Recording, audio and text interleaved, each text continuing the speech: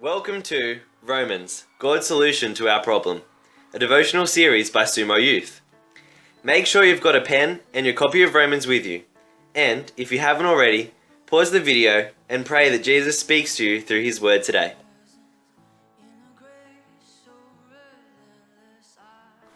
Hey guys, welcome to day 13 in Romans. Today we're looking at the rest of chapter 6. In the first half of chapter 6 we looked at the other day, Paul was talking about how we are united with Jesus. We're united with him in his life, we're united with him in his death, we're united with him in his resurrection and in his new life.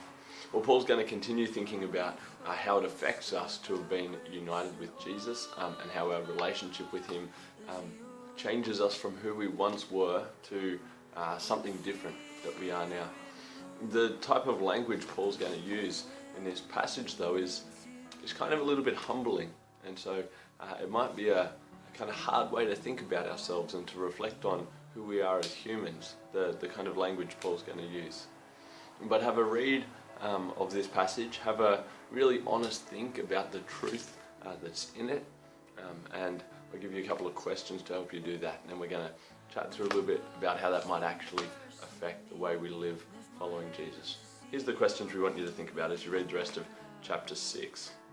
The first question is, what is the relationship between humanity and sin? What is the relationship that we as humans have with sin? Secondly, what changes about that when someone starts following Jesus? What changes about that when someone starts following Jesus?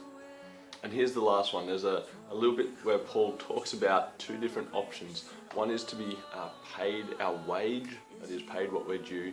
The other is to receive a gift from God instead. The question is, what is the different outcome depending on which of those we choose? What's the wage we can choose to receive, or what's the gift that God offers to give us? And what happens if we choose one or the other? Pause the video, read the rest of Romans chapter 6 and have a think about those questions.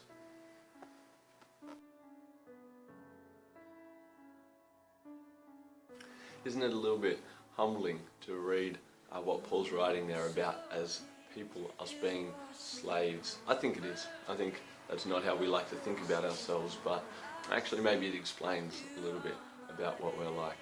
So the answer to the first question that we asked, what is the relationship between humanity and sin? Well, we might sometimes just think that humans sin, that sin is something which we're tempted to do and which plays a little bit of a part in our lives, something which we do occasionally and feel guilty about afterwards. And Paul says, though, that our relationship to sin is something much more significant than that, and sin is something much more powerful than that, but that sin is actually our master and we are slaves to it. That apart from God's help, we have no choice but to keep on sinning and keep on sinning and keep on failing and keep on rejecting God because we're slaves to it. Now that's extreme, but that's true. That's who we are as human beings. Well, that makes the second question a good one to look at and to think about. It's good to have hope that if that's the case, if we're slaves to sin, there's something to be done about it. The second question was, what changes for someone if they start following Jesus?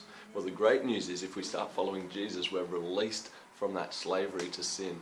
In our verse, Paul says that we have been released, we have been set free from sin. But he doesn't just say we've been set free from sin and so are completely free. Instead, he says we've been set free from sin and are now slaves to righteousness. So the way we are as people means there's never actually a time when we're completely free. All of the decisions we make and the things we do are always going to be based on who it is that we're following, who it is that we're giving ourselves over to and obeying. And what Paul says is that the natural thing for us is to be giving ourselves over to sin and obeying sin. But if we start instead to follow Jesus and to have faith in him and trust him, well, we're actually now free to give ourselves over to him and to obey him instead. So we're not just forced to be slaves. Have a look at what Paul actually says. He says, just as you once presented your members as slaves to impurity, so now present your members to slaves as slaves to righteousness.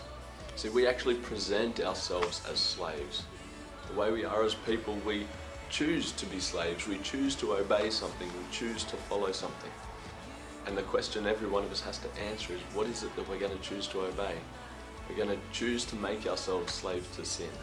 We're going to choose to obey sin. Or will we choose instead to be slaves to God, slaves to righteousness, and to follow Jesus? Well, to help us make that decision, let's answer the third question. The third question was this: if we can choose to either be paid our wages, paid what we're due, or given a gift, what is the effect of our decision? What's the thing which we will receive either way?